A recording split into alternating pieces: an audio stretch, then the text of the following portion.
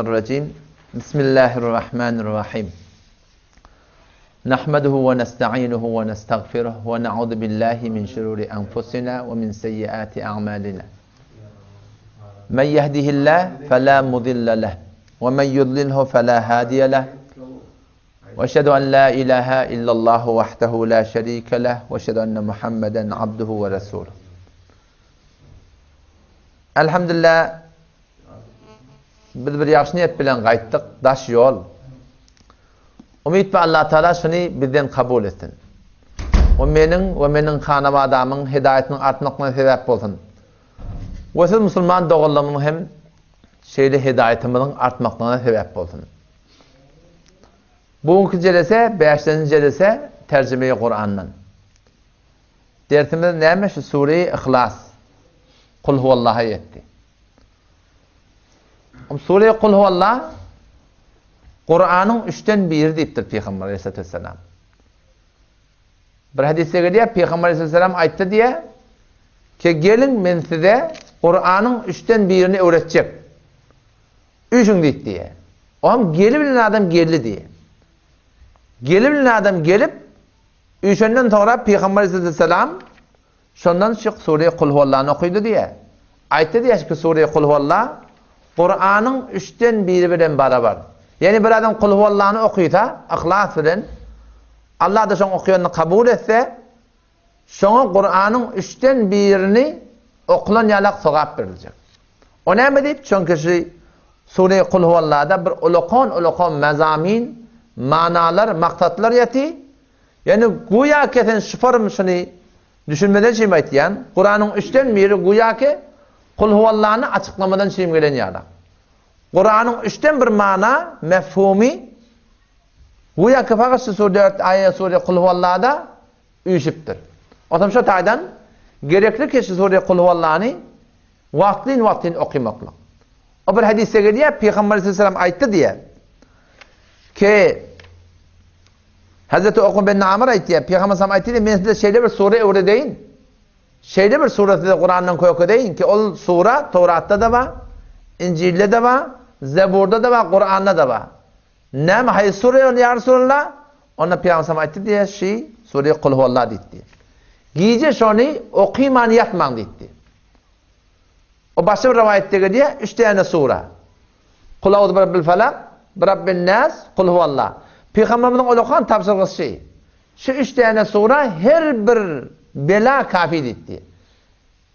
Sen birinin gözünden korkuyan, ya sen biri sana oğlun sana bir bet nazar ederim hayır korkuyan, bir dua veririm hayır korkuyarsın, cadu ederim hayır korkuyarsın, haydi birinden hiç kime ihtiyaç yok. Evvelki mertebe özün okuymaklığın. Gece yatacak olanda Kul huvallahi önce felak soram, nas soram. Yönü okuysan da olacak. Okuyup da şeyde adacık tüküründe deviriyen külli bedenine şeyle sürtmeli. Gece yatacak bolanda ondan sonra erti namazdan sonra da. Peygamber Aleyhisselam aydıptır her beladan necattan çimşi kafi deyiptir.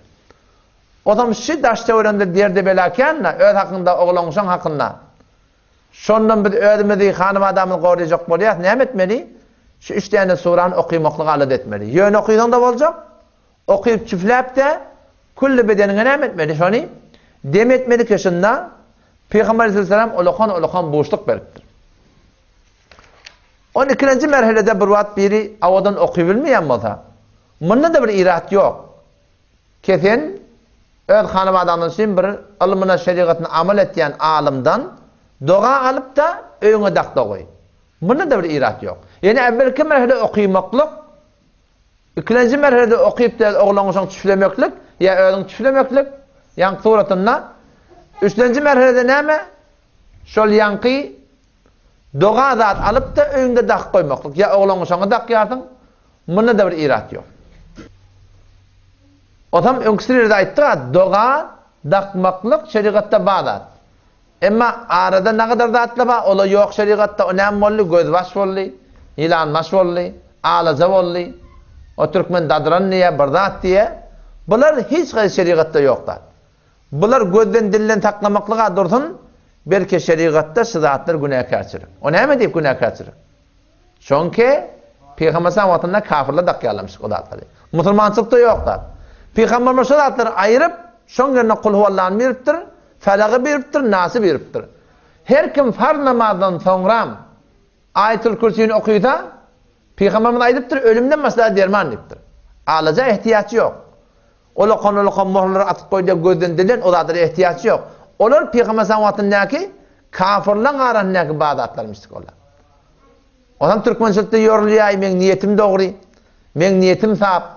Bidan awdallyk diýip takýat. Ha, bu da geçen jereselerde geçti. Men fakat ýada-beri direkt aýtdym. Addi bin Hatim radıyallahu anh musulman mokkeldir. Ol ahir wagtda musulman bolan adam. Şonu musulman bolandan sonra Peygamber ýanyna bardım diye. Bokurdan da birden selip bardy diye. Şu Mesihiylerin selipleri.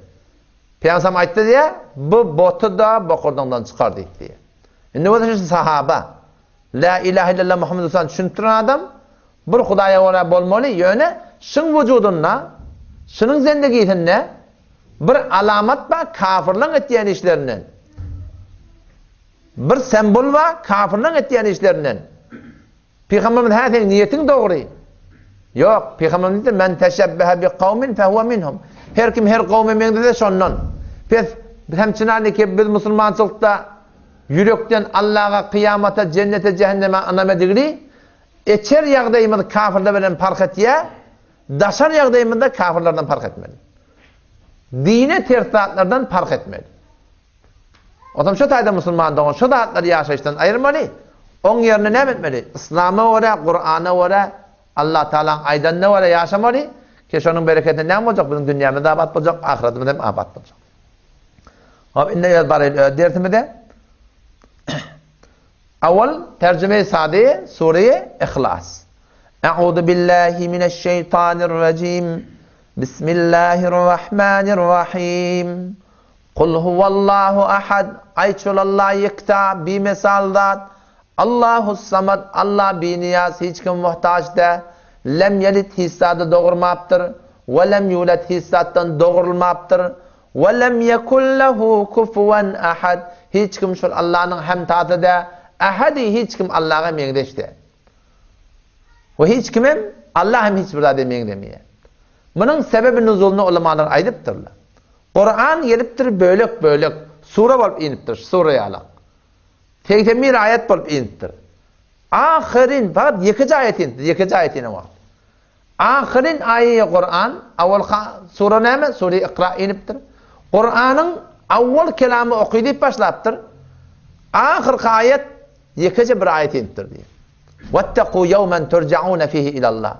Ol bir günden gorkun, kenet Allah'a şeýle öwürip getiriljek.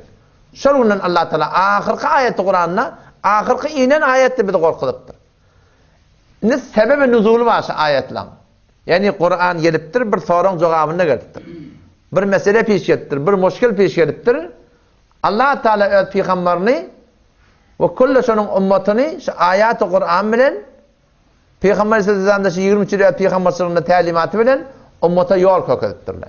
Haýda bir müşkiliň hem bolsun, İslam şoňa ýol köketdir musulmanlar. Adam bu taýda sebebi nuzuluna gelýär, kafirler geldi diýe Peygamber sallallahu aleyhi ve sellem ýany ya Muhammed diýdi diýe unsub lana rabbak. Sen Allah'ın nesebini aýt diýdi. Ey Rabbin nesebini aýt. Nesep diýerleri menem Allah'ın Adamda nesep bolýar. Kim ogly? Qadir'in ogly. Mawla Qadir kim ogly? Amanyň ogly. Aman kim ogly? Gurbangirliň ogly. Gurbangirli kim ogly? Falanyň ogly. Arka gitýär. İnsanda nesep bar. Araplar öz zamanlaryna insanyň öz bir-biriniň nesebine dursun, atlarynyň da nesebini bilerdiler diýär. Atlarynyň, bu at falanydan, o falanydan atlarynyň nesebini bilerdi diýär. Otam şonda gelip kafirler Peygamber sallallahu aleyhi ve sellem'e meskere etjek bolup, istihza etjek bolup, unsub lana rabbak. Sen öz Rabbin nesebini aýt dedi. Ýene bir rivayetde gelýär, müşrikler gelip sorapdyrlar. Sen Allah diýeniň ne yaparım diýdiler. Gyzylmy. Kümüşdenmi? Allah näzir zat diýdiler. Allah'ın näzirlerinden soradylar diýär. Peygamber sallallahu aleyhi ve sellem hen dodakan gymlat naqa şu surany Cebrail sallallahu aleyhi ve sellem getiripdir. Ya Resulallah, okuy şu müşriklere. Allah Teala öz nesep namatını iyi verdi. Okuyuşu müşriklere. Kul huvallahu ahad. Ayet şolallah yekta. Bir mesaldan. Ahad dediği bir vade vahid ahad. Vahid bilen ahadın tercümesi bir. Bir de vahid de bir. Ahad de bir. Yani ahadın manatı ne mi? Ahadın manatı şu 1, 2, 3, 4'lük değil. Ahadın manatı bir hemta. Bir mesil. Bir nazir. La şerike lehu. Hiç şuna mengileşlik yok diye ayettik. Şunu Allah Teala şu ayet suranı verdi. Kul huvallahu ahad. Ayet Resulü Huda şu ümmetine şu kafirlerin cevabını ayet ki Allah yekta bir mesaldat. Allahu samad. Allah bir niyaz. Hiç kim muhtaç değil. Lem yelid. Allah hiç sadı doğurmaptır. Huvel evvel Allah evvelden bağmıştık. Vel ahiru ahiret çelim olacak. Vel zahiru hem yerde Allah'ın kudreti görünüptü. Vel batın yine Allah'ın ödü göde görününe. Lem yelid ve lem yulad. Ve lem yekun lehu kufu. Allah'ın hemtası yok. Hiçbir Müslümanın değil Allah Teala'ya yok. O zaman şu taydan şu surada açıklap Allah Teala ödünde yok zatları o ne yaparım onu Allah açıklap aydıptır. İnelekem vede günün bağlığına delil gerek mi? Günün bağlığına ne mi delil? Günün bağlığı deliller. Günün bağlığını nece bilmeli? Bes gözün açıp günü görmeli. Günün bağlığına hiç delil gerek ki. Günü görecek bolsan ikinci bir iş etmeli. Gözün açıp günü görmeli. Şunun anlamında ne ama? Bunun anlamında nece bir kudret ba? Şol avvalla nurani boltu. Şöyle bir nuri ki ne kemeliye, ne kâneliye bir endada da du. Bunun anlamında ne mi niruhay hasteyi ba mi? Ya başka nirular var mı? Günün bağlığına ne mi delil? Günün öde delil. Allah da bir zat-ı Müslüman'da oğlum. Ki Allah yaradıptır. Allah'ın bağlığından hiç kim haberi yok. Allah'ın nezirliğini hem hiç öde bilip olmuyor. Allah'da nezirlik yok, ne porumluk yok, Allah'da nimetiyerlik var. Allah Teala Kur'an'da ödünün hakkında gurun veriptir. وَلَا يُحِيطُونَ بِهِ عِلْمًا. Siz Allah'ın nezirini bilmersiniz deyiptir. وَلَا يُحِيطُونَ بِشَيْءٍ مِنْ عِلْمِهِ إِلَّا بِمَا شَاءَ. Allah'ın ilminden de siz Allah nemen biliyor, nemen bilmeye, Allah öz ilminden peygamberlerin üstünden size haber vermese, Allah'ın bilen zatından hem bizim haberimiz olacaktır. Ama Allah yaradıptır, şu yaratmaklık bilen özünden haber veriptir. Beceriptir, dörediptir, özünden haber veriptir. Biz Allah'ın bağlığına Allah'ın kudreti delil. Ama Allah Teala Kur'an'ı özün marifi etti. Allahu la ilahe illahu. Allah şol zat. Şondan başka layık ibadet yok. El hay Allah men diri diye. El kayyum. Alem cahana taklap duran şol. Öz vücudun hem şeyde, alem cahan hem şeyde. Kim taklaptı? Yekâşe bir Allah taklaptı. La ta'khuduhu sine. Allah'da emrikmeklik yok. Ve la nevm. Allah'da uklamaklık yok. Mettekada sahibete ve la velede. Allah'ın denanatı yok. Oğlan uşak yok. Yut'imu idriyan şol ve la yut'imu idrilmeye. Allah'da iyimeklik yok. La yadillu Rabbi. Allah'da yalnızmaklık yok. Ve la yense. Allah'da yattan çıkarmaklık yok.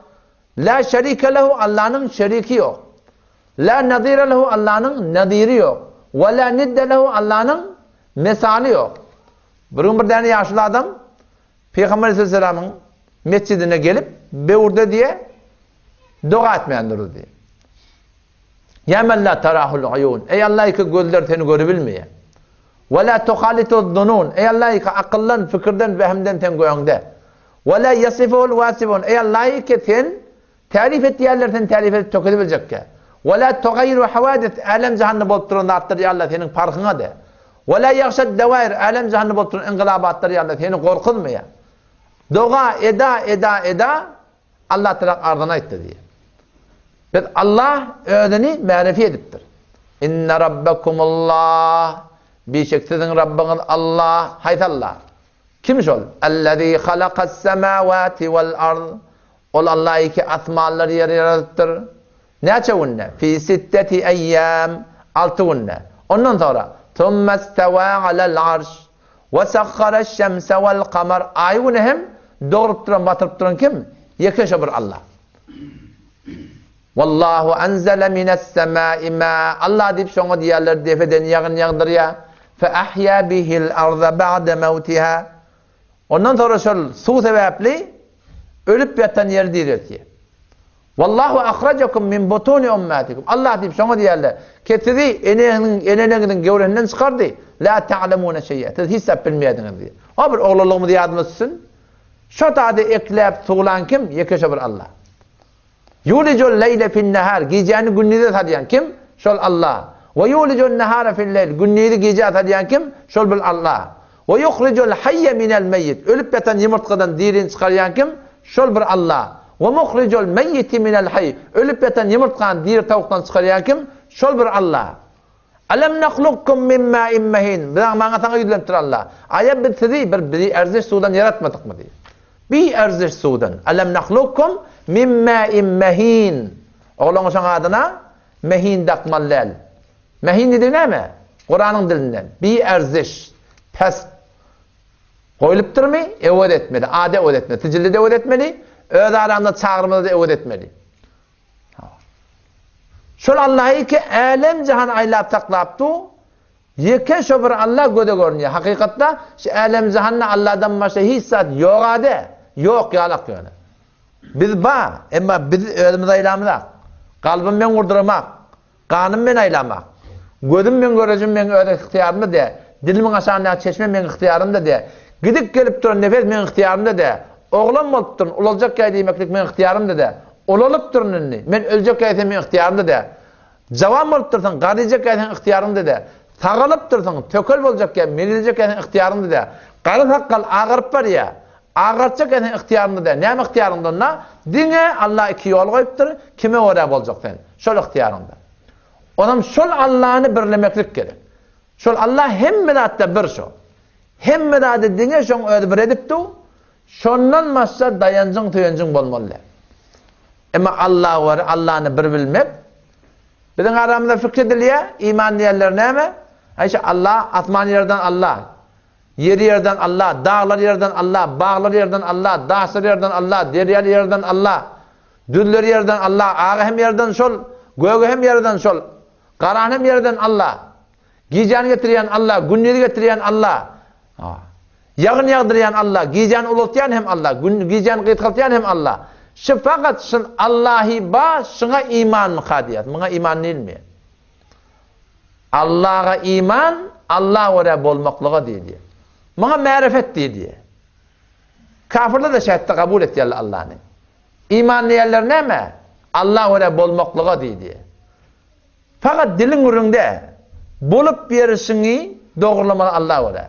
İnane kim Haris bin Malik radıyallahu anhu Peygamber Aleyhisselam sahabada bir mescitte yatamıştı.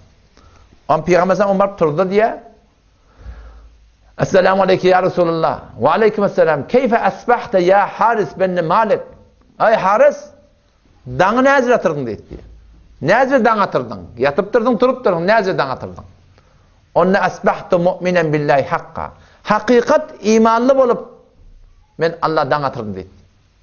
İddia edipti Peygamber şu iddianın izinden şundan bir delil soruyor. Tek Allah'a imanın mı?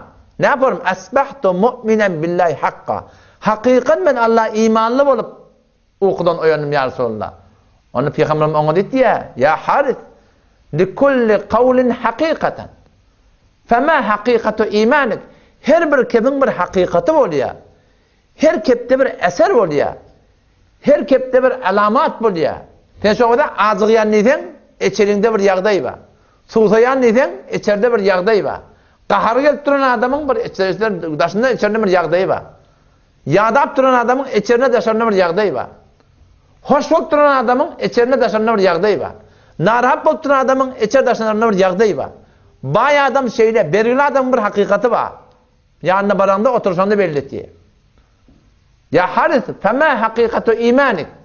Sen ben hakikat imanlı diye aytyan, sen imanın hakikati näme dedi? Senin hakiki imanlılığına näme delil? Onu ya Resulullah azafta anid dunya. Men dünyadan gevräm çekildi. Valmaqtu nahari gündüz men arada tutyan. Ve sertu leyli gecende men dağıtıryan. Gecende yani namaz okuyup dağıtıryan. Yatmakını yatyanmıştık. Başardan sonra men teheccüd okuyan. Gündüzlerine men arada. Dünyadan gövrem çıkırdı. Ve kenni anduru ila arşi Rabbi ya Resulullah. Men gece gündüz yağdayım şeyde ki Allah öz Rabbimin arşını göddeptun. Ve kenni anduru ila ehlil cennet. Ya Resulullah men ehli cenneti göddeptun. Hemişe men gözümün önüne. Olar Kur'an okuyup cennete şevk tapıp duruyor körüne. Ya Resulullah men güya ki cennet men gözümün önüne. Fiha ehlul cenneti yetezavarun. Ehli cennet men gözümün önüne birbirine mulakat etiyerler, tadışıyarlar, hoşluk etiyerler. Ve ehlun nar, ehli cehennem de men gözümün önüne fiha yeteavavun. O qiyq çiq cehennemin şey. Ya Resulullah men günüm şu deydi. Men gece gündüz son kaygıtanla. Onu Peygamber ne etti ya? Arafta felzen. Entemrun nevvarallahu kalbek. Sen bir ademi ki Allah senin yüreğini iman bilen nurani ediptir.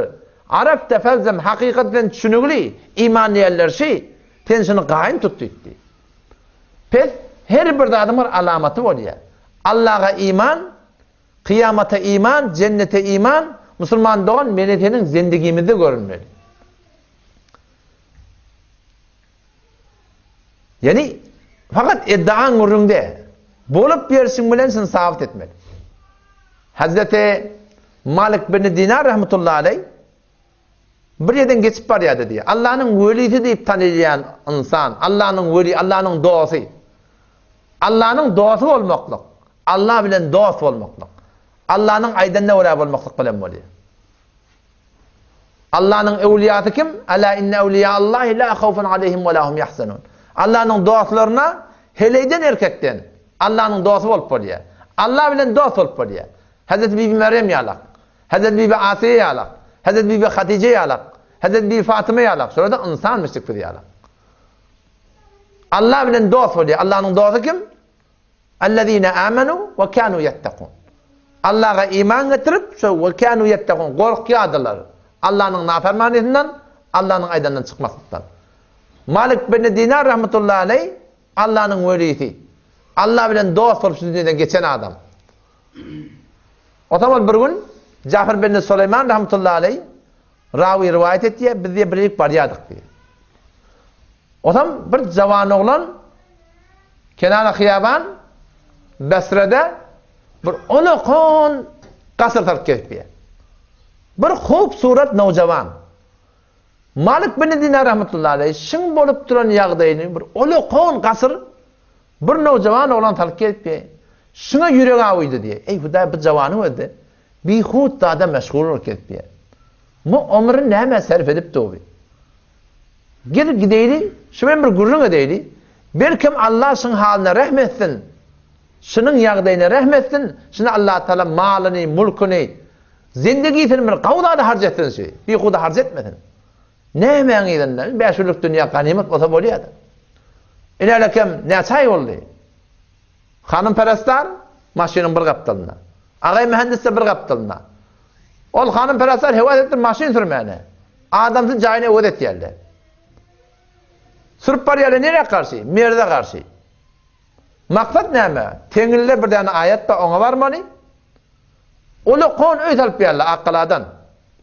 Behterin öy, nama verip, otağına naqış, otağda open, butağda falan, beyle perde, beyle şeyle. Bundan ne bariyerler beyle? İzinde de bir tane oğlancığı.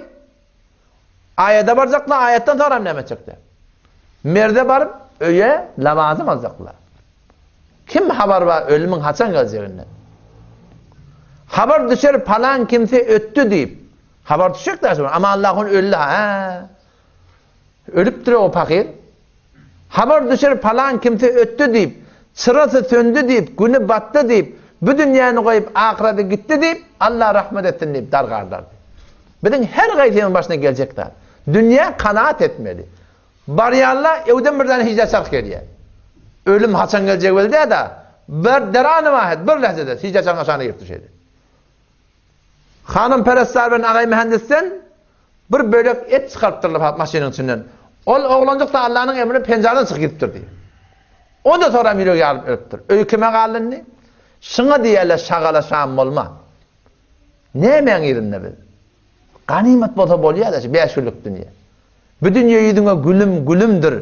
Cefaty köp bolup ahir zulümdir. Gülüm da. Nänekin gül ýazy olan Abdurrahman, ulalasyň gelýärmi? Ulalasyň gelýärmi? Ulalasyň gelýärmi? Ulalasyň sonra nänek Abdullatif ati, bu da näme öýlenjek diýip ati. Öýlenen nänekem öýüň defenden öý salyp gelip, bu da başa gaý. Ondan sonra näme? Ana ogly ýörjek, gyz çykarjak. Bulan her gaýty gerege. Emma seni yeňilden yeňil musulman dogan. Yeňiljek edýdi. Kıyamatymyň gaýgy edýdi. Barıňmy iwere öňden? Dogan gardaşyň öldi. Musulmançylyk kökedeydi. Hala öý gallandy. Kime yetmeli? Ona ýür gireýlik diýe Malik bin Dinar rahmetullahi. Bir şudy öňe men ömrüni sarf etip duran adyň öldi. O taýdan beýt, bu taýdan beýt diýip diýen jawan oglan desur beripdi diýe gasar bejeripdi diýe. Aman çağırladı bärik assalamu alaykum wa alaykum assalam. Oham ýanky jawan oglan Malik bin Dinar rahmetullahi şodaman olakan takdirlerining biri. Tanıyanak soram tanıydı diye. Assalamu alaykum ya Malik. Sen ne geldin? Men ödüm gelerdim da. Näme işin var? Onun şu sahtymana sen ne çarjacak dedi.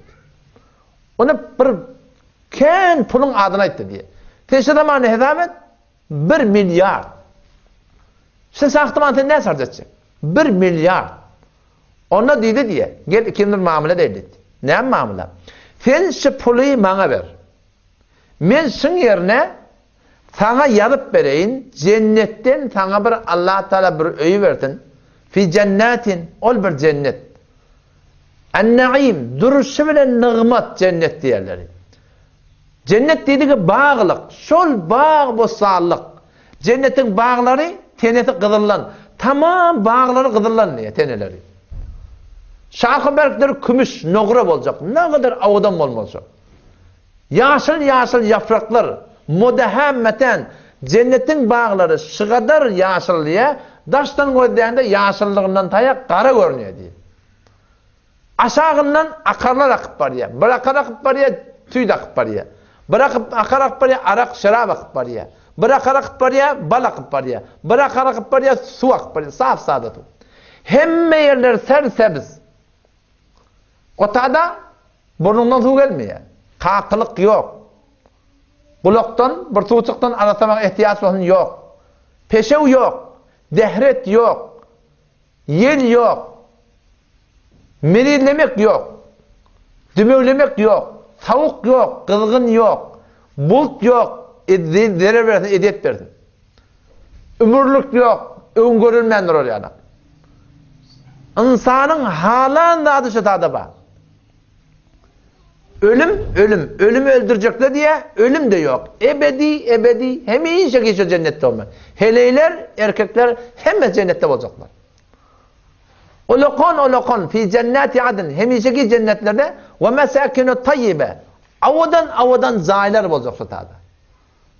Ve hurun ayn, hur gıyırlar olacak. İmanlı şu dünyadan geçen zenanalar o dünyada hur gıyırlan başlıkları olacak.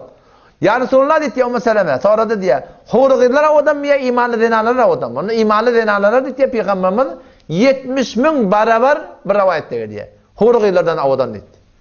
Ve bima zalike ya Resulullah. Ne mi deyip zenaları şu derece verilaptır imanlı zenalara. Ona bu bir salatihi ne dedi? Namaz okuyup dururlar. Hur gıyırlar namaz okuyanlar yok. Ve bir siyamihinne arada tutup dururlar. Arada tutarlar direkti. Hur gıyırlar arada tutmaptırlar. Ve bi ibadetinillahi Teala Allah'ın aydanına uğrab olurlar direkti.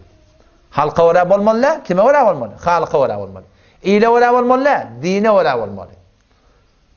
Göz etmeli etyen şimdi, göz yaradana uğrab olmalı. Gel men kimi mamule deydi. Men sana yazıp vereyim. O cavan oğlanın akıllı cavanmıştı.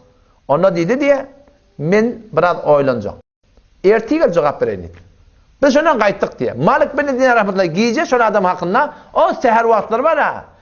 Adandan teheccüd vakti, doğan var, kabul bolyan vakti. Allah'ın nazar rahmeti, asmanı dünya iniyan vakti. Allah'ın şunda doğa çağıryan vakti. Her bir doğa ettiyen ben şuna bereyim.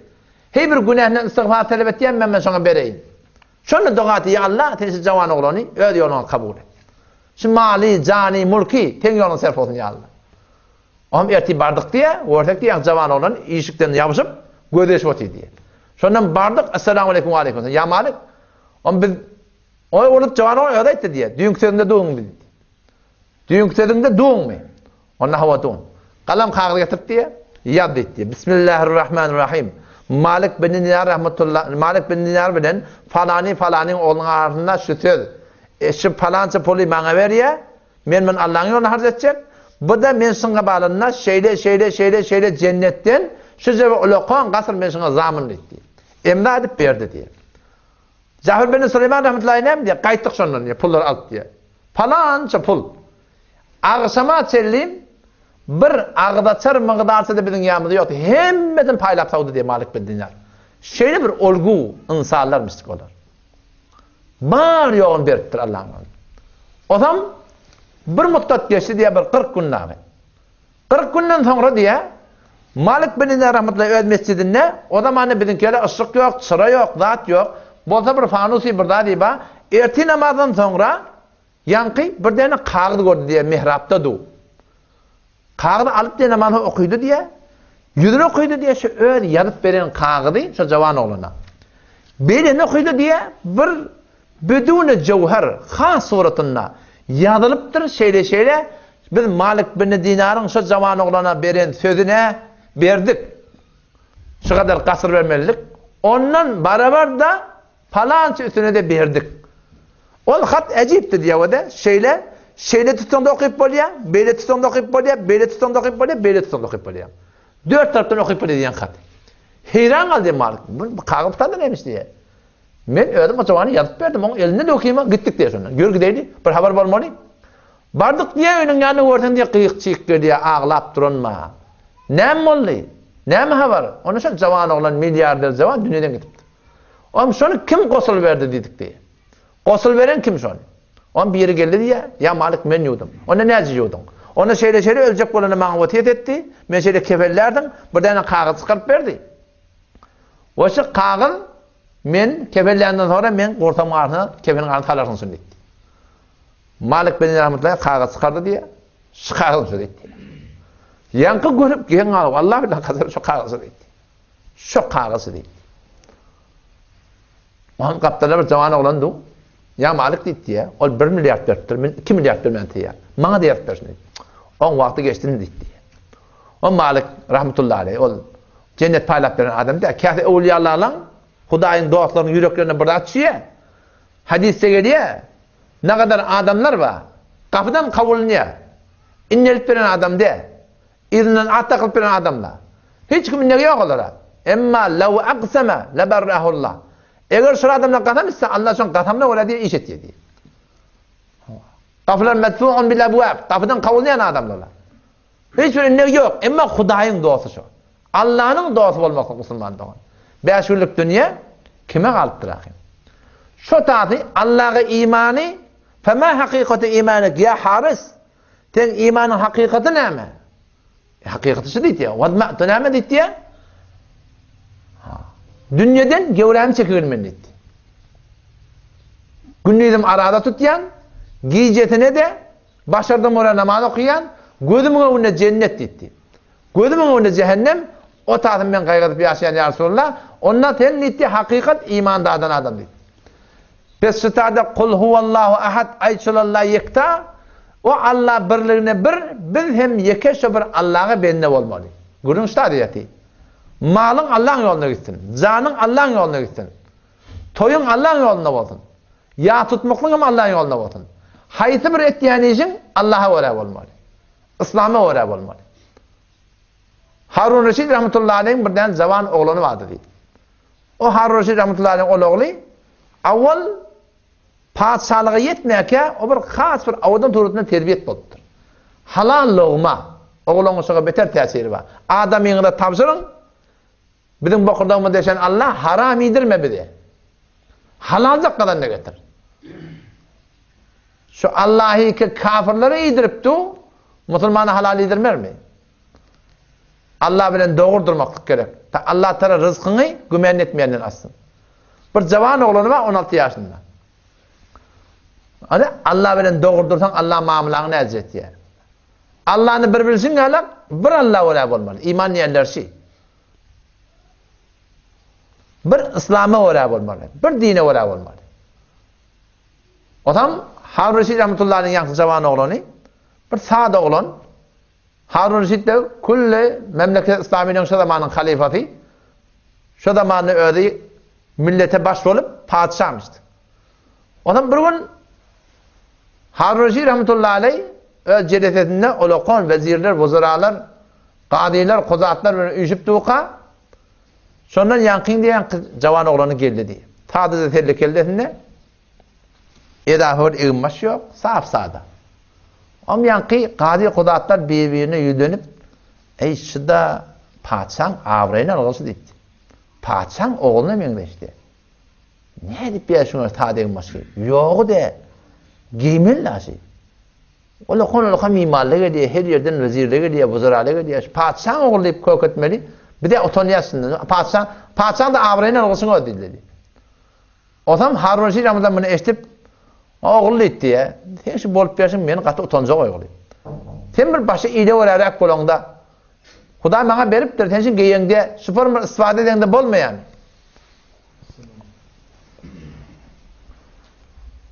Adam oğlan dede deyip diye, hakikatçı deyip diye. Ki senin bolup versin meni irtibat edildi. Sen süperin padişahlık yok, kasırtalıp yok, evmaş yok, suretini beyhut esraflı dikkat diyen hakikatçı deyip diye meni Allah'ın yanına irtibat edildi. Sen irtibat edin, yok, sen meni irtibat edildi. Öyle deyip diye men inni niyetim duydum, men senden çekilecek, gidecek diye. Padişahlık ödün olsun, men gidecek Hudayımın, Allah'ımın, Rabbimin aydınlığı ola olacak. İnnellezîne kâlû rabbunallah. Birçok ol adamın ki bizim Rabbimiz Allah deyip ayttılar. Thummestekâmû. Sonra sonra gâim durdular diye. Rabbim Allah deyip gâim durma diyenler ne mi? Sen şu an kümmenin bir çetinden gir, her gayetiğiniz. Haydi bir doğan adasından sonra men Rabbim Allah. Allah'dan başka Rabb sunup olur mu? Sen Rabbim kim? Hem men Rabbim Allah diye sor. Emma Rabbim Allah demeklik manası neyme? Şunu biz düşünmem var ya. İnnellezîne kâlû rabbunallah. Birçok ol adamları, ol zenaları ki bizim Rabbimiz Allah deyip ayttılar. Thummestekâmû. Sonra şuna gâim durdular. Rabbim Allah demekte neyme kıyınçılık var? Ki şuna gâim durur ya. O vaktinden men Rabbim Allah'a, men Rabbim Allah'a, men Rabbim Allah'a. Hem öksünü edip yani diğer dedim. Bizim de Rabbimiz Allah'da. Yani Rabbim Allah'a kıyınçılık gelmiyor. Şu Allah'ını Rabb tutunup yaşamada tolanma yani. Adli bin Hatim'in gurrunu önküce de sırada geçti. Ya Resulullah dedi ya, Allah Teala bile deyip du, ki biz ulamaları Rabb tutunuptuk. Keşiş papları biz Rabb tutunuk. Ya Resulullah biz Rabb tutunamıyor. Ayet-i Kur'an iniptir. Ayet siyoyek Sure-i Tevbe. Allah'dan gayrı Rabb tutunmaklık neymiş? Şunu mu düşünmeli? اتخذوا أحبارهم ورهبانهم أربابا من دون الله والمسيح ابن مريم وما أمروا إلا ليعبدوا إلها واحدا.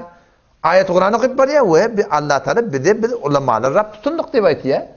Keşiş papkısıysa Rab tutunduk. Ya Resulullah Kur'an bizi ittiham ediptu, tuhmet vuruptu. Biz ulamalar Rab tutunam da. Teyden o cevap Müslüman düşünecek bu diye. Rab tutunma diyerler ne mi? Biz olar Rab tutunam da. Peygamber ayetdi diye megertesi ulamalarınız keşiş papkısıysanız Allah'ın halalını haram ettiler, haramını halal ettiler. Doğra egir diyenle, egre doğru diyenle. Siz de şunun fiili hormatından çüreyim. Şolun avrayının gözünden düşmeyecek olup, şolun yani azat avrayını kemeltmeyecek olup, şolun fiili hormatından çüreyerek bolmadan mı? Şöyle boluyarsa bir şey ettik hava. Onunla deyip de ines ibadetkardan olamaz. Olamalar ibadet etmeye diyerler şey.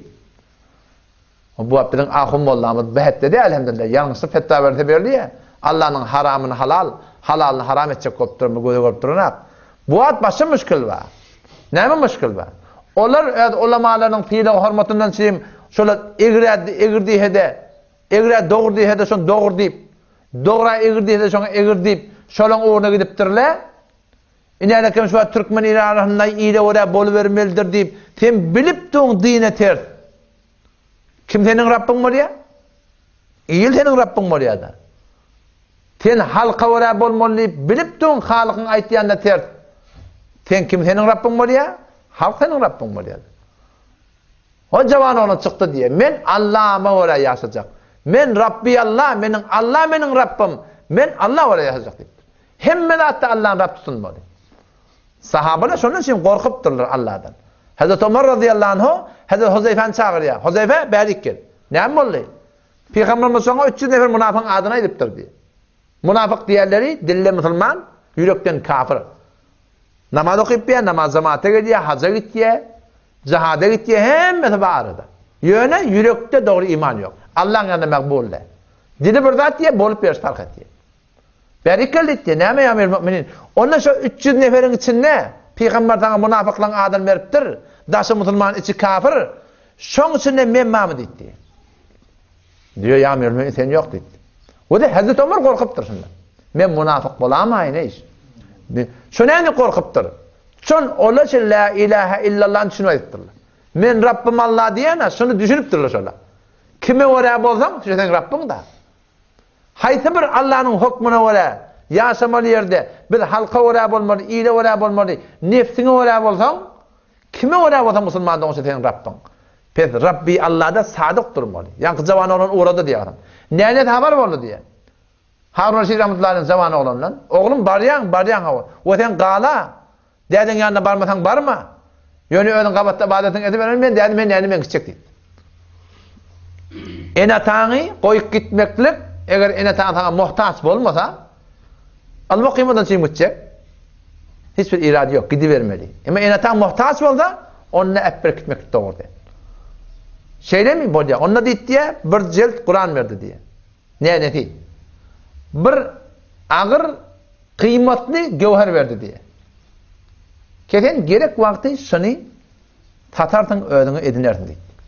Zaman onun gitti diye. Bardı diye Kufe Basra. Heftede bir gün işledi diye. Şemme onu işledi diye. Kalan ola şu şemme onun güllükçe hakkı bilen gününü görmeli. O tam felekan kenarına otu, kaptalına tebedi, şimdi egmaşı var, bırakçı var, Kur'an'ı var. Om öyle Kur'an'ı okuyup otuyor diye. Om Hazreti Amr rahmetullahi aleyh diye men niye kargar tutmana vardım diye. Divarım yıkılıptı diye. Divarım yıkılıptı. Bar o zaman ortam bir zamanı olan nurani imanın nuru yüzünden yağıptı. İmanın nuru başka bir zattır ha. Siz ayarlı ola biraz dikkat edin. Yüzünü imtihan etti var. İmtihan etti var şimdi. Yüzünü bir gün ört. İki gözün de bir gözün görünsün. Yüzüne perde okla, bir çavun okla sen seni. Allah bilen kasam. Bir neçe dağıt yüzüne perde okla da beylek şeyler git. Perdeden sonra öyle gelende ayır. Adamın yüzü gözün nurani boptur değil mi? Henem diyen diye ağıt. İmtihan etten görünsün. Saf sağ daha. Yüzünü ört. Gözün bir göz görmeyen ecada var. Başlardan iki gözün de ört. Ondan birden torcağı ver. O zaman öyle var da hemen bana bir badara gidip getirdin, işin olup. Sonra perdeden ayır adamın önüne teker, adamın sana doğru yüzün aytmasa. Yüzün avudallanıptır değil mi? Nur var imanına, amalına nur var. Amalın nuru. O gurgunne zahtat yamatımız, desturuşimiz. Ama anırdan bir denana dost olanma şunu göz yaptı yüzünü. O da imanlı olun, o denanın yüzünü ödenap. Yüzünü ödenap angalıptı. O tabi de kerem anlı versen sırayatsa. Ama zenana cıda bilmen yang dost olundan sonra dedi. Siz yüzünüzde ne mi salyanıp dedi. Bir nur iman mı da? Atakari rahmetullahi dünyadan gitti. Siz yüzünüzde ne mi salyanıp dedi. O da dedi biz teheccüde nurlar yatmadı. Teheccüdün nuru bu dedi. Kerem bilen tapılan ne o? Sevil künende ben tapılayan da der o. O başka bir nuru. İçer yağdaydan dörüyer. İmtihan ettim onu ayarlı oğlum. Siz celbabi köşe arada var ha. Şunu ravaç vereyli. Türkmen Sahra yamaçlardan meneten sebep böyle dindar olmak ona. Ayağı kaleli hem meciyemiz. Teşvik edin, tergib edin bilin. Allah'ın hükmü şey. Sonra yankı zamanı onu otuyor, onda şeyle men kargerim ma, işleyecek mi sen? Ona ne işle ben? Şunu için otuyor nadet diye. Ona ne işin ma? Onda şeyle ben nahi. Onda o da dit diye. Men dit diye şertim ma dit diye. İki şertim ma. Ne mi? Bir hemen bir derhem, bir dank diye. Derhemin alttan beri. Men güllükçe hakkım, men şimdi edafadan men kemde almayan. İkincisi ne? Namaz vakti men isteyeyim, men namaz cemaate gittiyen dit. Bolya dit. Namaz çağırılıp duha, doğru dünyanın işi işlemeli. Halallığıma kazanmak ibadet, O sen namaza çağırılıp duha Peygamber ayıptır da 3 nefer Allah lanet etiye. Kim o yarsollar? Bir. Ol bir imam ki imam kavm şondan bir vecih şer'i derekli narahat. Eleki narahat da bir narahat yeri var kavmşundan doğru imana İslam'a amel edene. O imam da zorluğun imamet etiye. Allah'ın lanetine şu imam etti. İkinciden ol bir zenane ki vecih şer'i derekli adamsından arda etiye. Şu Allah'ın lanetine. Adamın gevunu görmedik, hiç Tanrı'nın da şey. Ama onu Tanrı'nın aydanına ters gelmedi gevunu görmedi. Kasın Allah'ı baytiya, haram da ayarlığın. Ecadı yok. Allah mesela yaradıptır ya onu. Laqad halaqnal insane fi ahsani takvim. Biz insanı behterin suratda yarattık diye. Sen Allah'ın behterin suratını gelip bugün Ferengi garipten müteessir olup bu tarafın beylek Müslüman da onu haramdan. Erkek adamlara da takkal sıyırmaklık haram. Adamlarını teşvik edin. Takkal koysunlar. O anırdan görüyordu, o adam yalak da öyle. Yüzü edin nuru şey. Üçüncü neyme? Allah'ın lanetinde. Namaz cemaate çağırılıptı. Bu da halallı olmakadan mı deyip dükkan bile meşgul.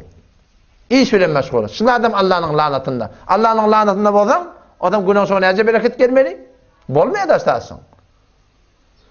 Bir derden qargar, bir derden yalqar deyiptir Türkmen. Bir derden sımık kepçilmeliler. Bir derden qargar deyiptir. Hey şunda men Hudaý tutamam, ne korkmaly. Bir derden yalqar deyiptir. Entecik soğa bir şey yabışmaly, Allah'sına bağışlanmaly. Manatı şoň şey.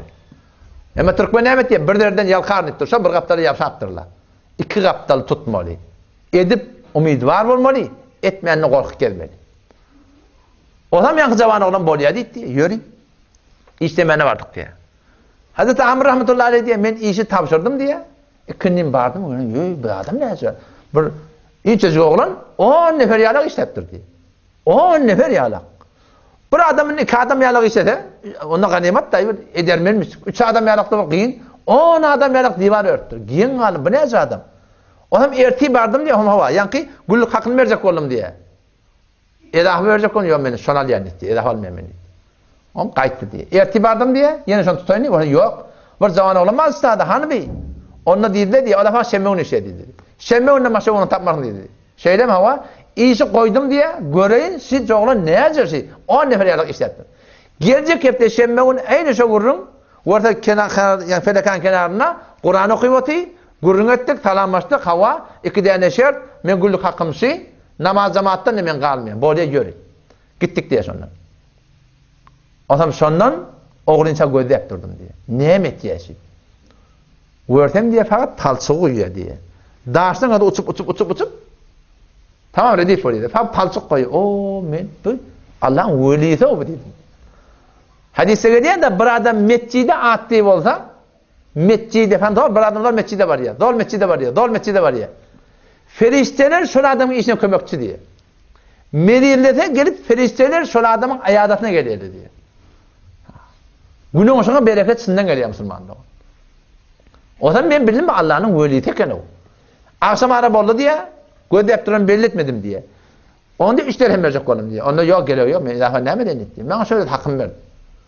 O zaman sonra niye? Kayıttım diye. Kayıttı diye. İnni kefteye gödeştim diye adam. Yine şunu tutacak mı diye. İnni kefte var da hem yok diye. Cavan olamadı. Şemme onu işe hani bey. Ne mi oldu?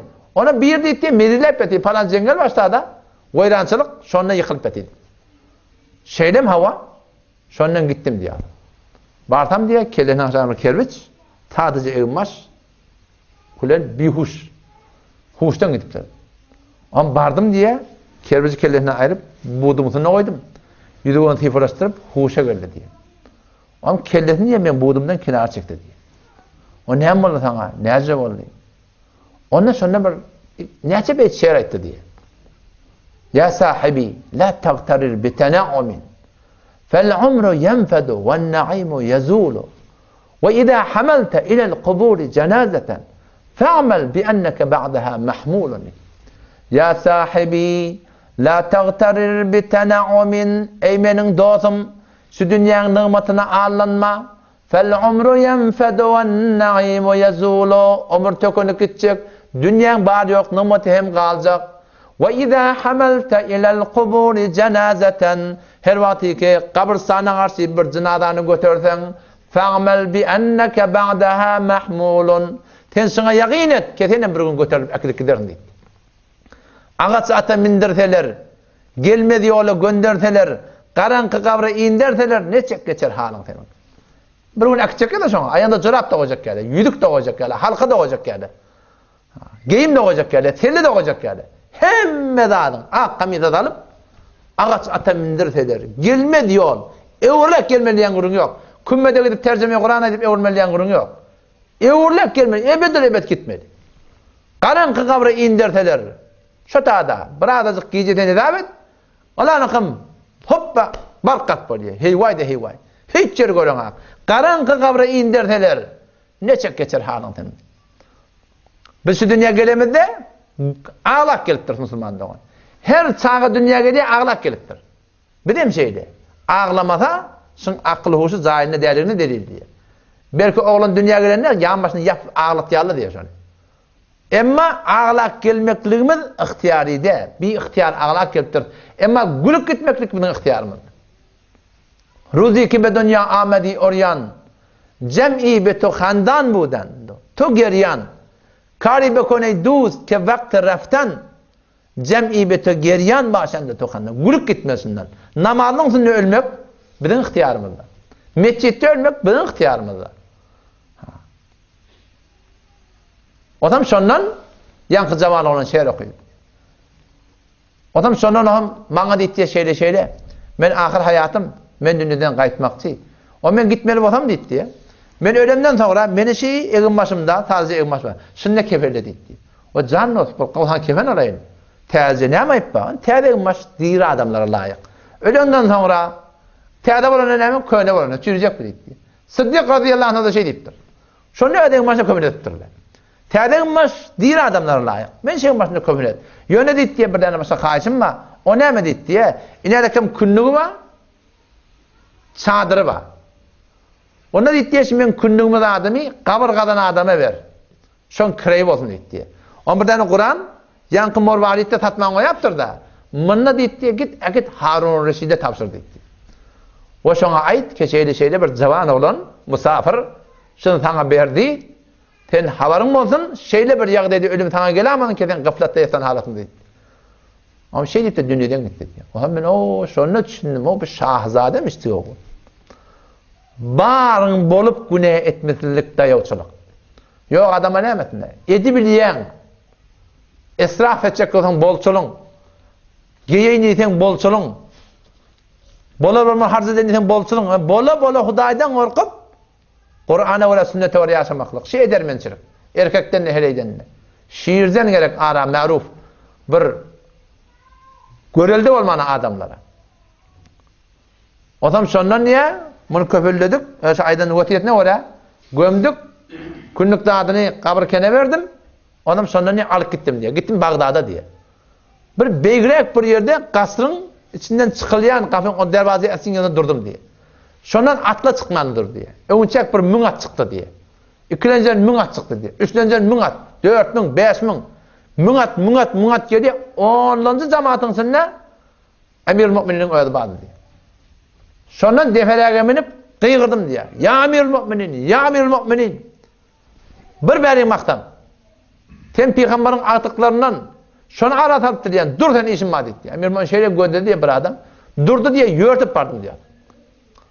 Selamun aleyküm ve aleyküm. Aydı ver. Deri Kur'an bilen yakı kök edin diye. Onda şu iki zat amanat tana tapsırmadı. Şunu görüp Harun Reşid rahmetullahi ağlamadır diye. Göllerinin yaşayıp. Derbarlarını tapsırdı diye şu adamı saklan. Men öğürk giren demesin yanıma getirdim dedi. O tam sondan gidip diye öğürk geldi diye. O zaman ben ne gödeşipti onun ya kasırda. Derban geldi diye şeyle Emir Mü'minin sana geldi diye.